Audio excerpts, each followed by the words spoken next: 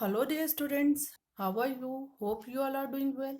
Today, in our English class of grade 5th, we are going to start with worksheet number 4. Worksheet number 4 consists of unit 3rd, and in unit 3rd, we are going to do lesson number 1. That is a poem titled My Shadow. Let's start with worksheet number 4. The first part A, consists of word meaning. The first word is heel, meaning back part of the human foot below the ankle. heel का मतलब एड़ी और वो back part होता है human foot का ankle के नीचे का. सेकंड, प्रॉपर मीन्स फॉर्मल और रेगुलर, मतलब उचित या ठीक. थर्ड, लेजी मीनिंग इनएक्टिव और डल और अनविलिंग टू वर्क, मतलब लेजी का होता है आलसी, इनएक्टिव व्यक्ति जिसका काम करने की इच्छा ना कर रही हो. फोर्थ, बटर कप अ येलो फ्लावर. बटर कप क्या होता है? एक येलो कलर का फ्लावर होता है. Fifth, India rubber ball meaning a ball that can bounce very high, means एक ऐसी बॉल जो कि बहुत हाई ऊपर तक बाउंस करती है. Sixth, errant meaning bad. Part B consists of frame sentences. The first word is shadow meaning परछाई. The shadow made her long hair look short. Shadow की वजह से उसके लंबे बाल छोटे दिख रहे थे. Second, lazy. I am feeling too lazy to go out in this hot weather. मुझे इस गर्म मौसम में बाहर जाने में बहुत आलस आ रहा है. लेजी का मीन्स आलस. Third, behind. बिहाइंड मीन्स पीछे. The child was hiding behind the door. बच्चा दरवाजे के पीछे छुपा हुआ था. Now comes part C, that is question answers. Question number 1, who do you think your shadow looks like. आपको क्या लगता है कि आपकी शेडो किसकी तरह दिखती है? Answer 1, I think my shadow looks exactly like me. Answer, poet कह रहा है कि मुझे लगता है कि मेरी शेडो बिल्कुल मेरे जैसी है.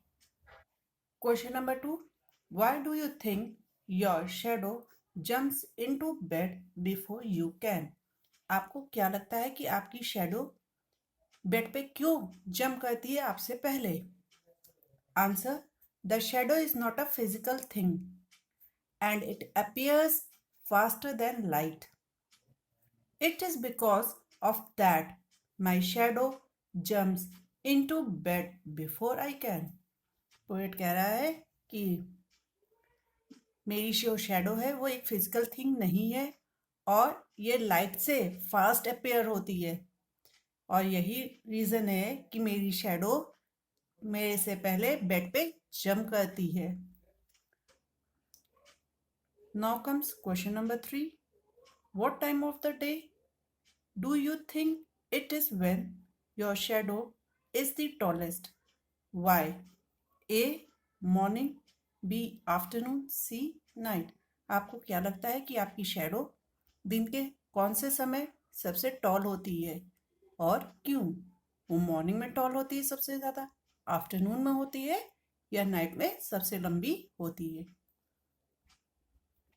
Answer third, our shadow is the tallest in the morning.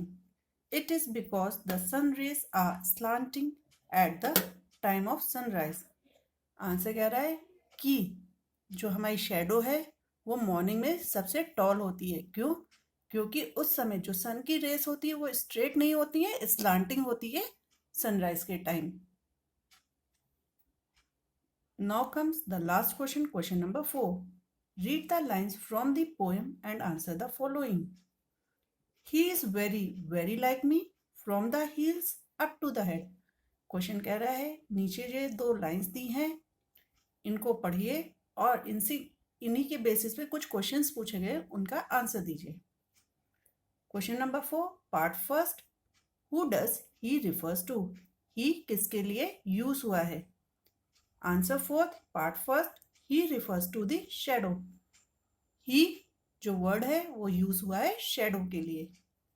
Question number 4 part second, who does me refers to.